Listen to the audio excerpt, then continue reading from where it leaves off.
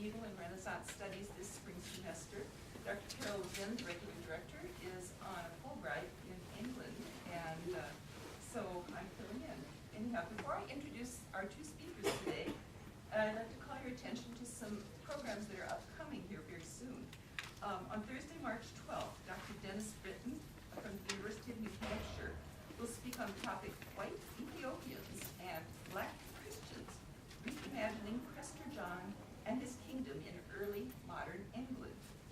On Wednesday, April 1st, Dr. Vladimir Polak, who is sitting right here, will be our speaker. He's the Frank A. Piloshek Distinguished Scholar and Visiting Professor from Czechoslovakia, and he is in the Department of History here at UNL. And he'll be speaking on Goodbye to the Vikings. Medieval and Renaissance Studies will also have a group outing to the play Medea on Thursday, April 16th. A pre-play talk, and it's a pizza party, right? Pre-play talk and a pizza party, a lot of alliteration, will be held at 6 p.m. in the Temple Building, followed by the play at 7:30. Students will have a buy one, get one free coupon for this, and it's going to be coming up soon. They're printing them out. Okay. Hopefully so our next event we can have them later. we'll have them for the next event. Okay, good. And those coupons are usable for any of the nights of the play in case people can't stay for the play on the 16th. April 1st is also the deadline for students submitting their individual undergraduate essays or either individual or group creative projects. And also graduate essays are due on April the 1st. Winning projects and papers will be celebrated at the end of the semester party here on Tuesday, April 28th. And all events are at 5 unless otherwise noted. And for those of you who are submitting projects or essays, if you want to do it, Andrea's got a mailbox in the 6th floor of the history department, and that is the place to deposit them. And there's instructions on the website, the MedRen website, for how to go about doing this. Okay, today we're very pleased to have two speakers. After I introduce them, both speakers will deliver their papers, and then I'll open the floor to questions for either one. We're very happy that Dr. Liam Purdon, a professor of English at Doane College, is here to speak to medieval and Renaissance studies. Dr. Purdon's primary interests include medieval literature and drama, Shakespeare, postmodern anarchism theory and application, the contemporary American novelist Tom Robbins, and the history of European nations in the Caribbean. His publications include 3 books and several articles ranging from Sir Gawain to Chaucer to Tom Robbins. And at this point, what I'd like, I'll introduce Andrea too. Okay. We're also delighted to have our second speaker here.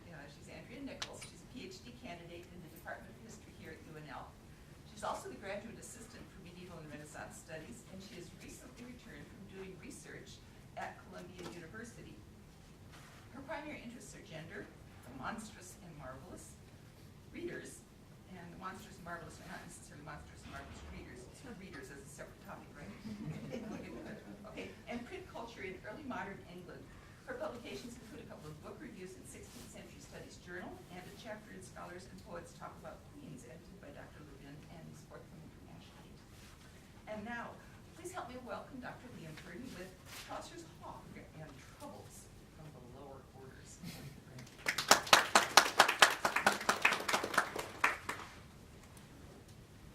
I'm using an ancient technology. It's called paper. And I hope this is an appropriate way to begin the Lenten season. Lately, a convincing argument has been made demonstrating how the Cook's prologue and tale come to suggest suspicion of civic associational forms rather than celebration of them. This suspicion of such forms has to do with the actions and or statements of the principal characters in each of these works. Perkin Reveller's reckless individualism in the tale, revealing energetic associative tendencies, appears to pose a direct financial threat to his master's business, as well as an indirect threat to London's civil society and commercial order.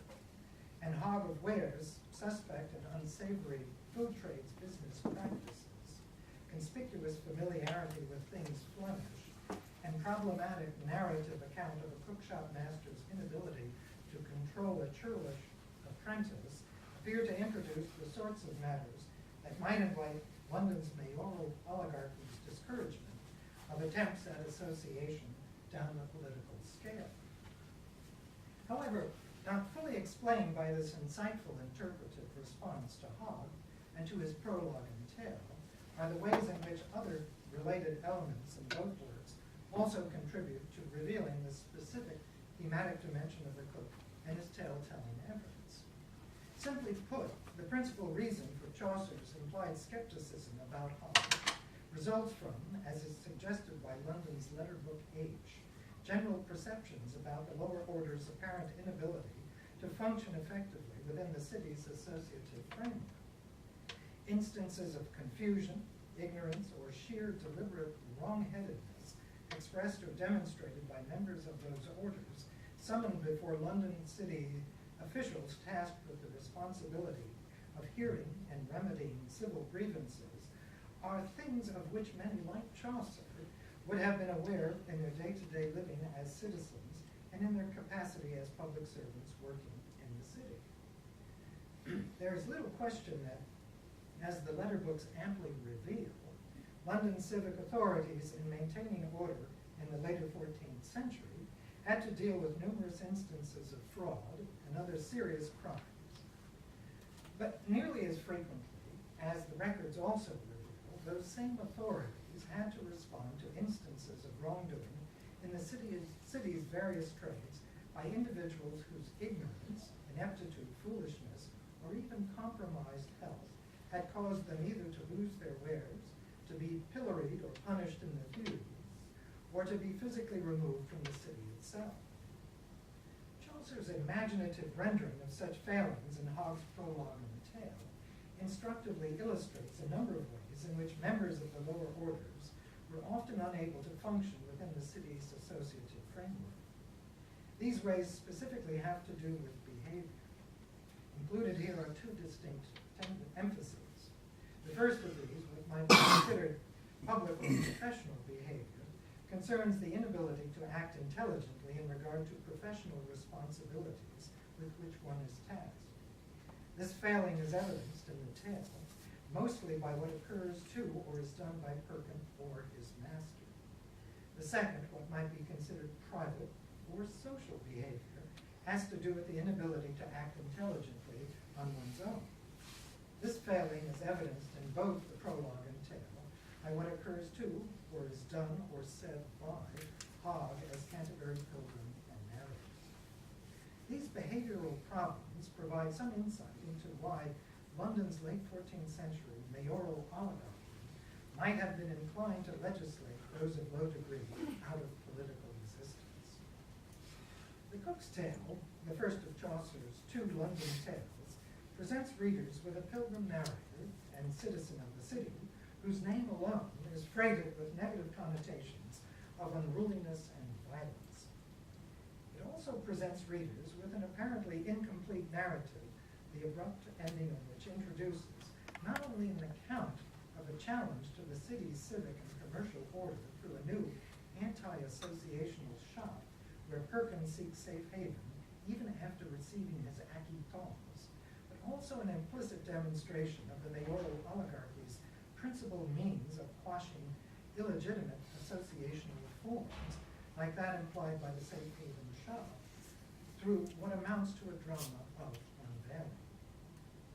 Not to be forgotten in both prologue and tale as well, is an emphasis upon the ever-widening social difference between master and apprentice, which appears never to achieve satisfactory resolution in the unfinished tale, and which is suggested by an anti-associational rhetoric associated with at least one of the biblical allusions voiced by Hogge in the prologue when responding to Reeve Oswald's moralizing at the end of the tale, of his tale. While articulation and conflation of the two biblical allusions by Hogge is meant to give the impression of learning, the sort of response enabling one of his social standing to appear, for the moment, as if he were Harry's equal in social confidence, urbanity, and self-control. Close inspection of them, as well as the context in which they are introduced, raises serious doubt as to whether Hogge is able to be coherently responsive when attempting to make a point. His incorporation of a few technical terms from the arena of scholastic debate in his observation regarding the sharp conclusion to Miller-Simpkins' argument of herbergage, in what he has to say initially in the prologue, reveals he has listened to and even remembered from Oswald's tale Simpkins' denunciation of the student's learned art. Yet when attempting to establish a transition between Oswald's final moralitas and himself as next pilgrim tale-teller, by citing biblical authority to emphasize the sharpness of the argument of herbergage's conclusion, is literalizing in lines 43, 31, 32 of the metaphoric content of Ecclesiasticus 11:31, combined in the next two lines with the gist of Ecclesiasticus 32:24's lesson for inferiors to gain advantage by fearing God and doing nothing without counsel, suggests he may understand Simpkins' pride and grievance-fired act of commission to be instead an act of omission, the error of not seeking counsel, which the facts of Oswald's tale just do not support. It comes as no surprise, then, that this use of biblical allusion follows a faulty Solomon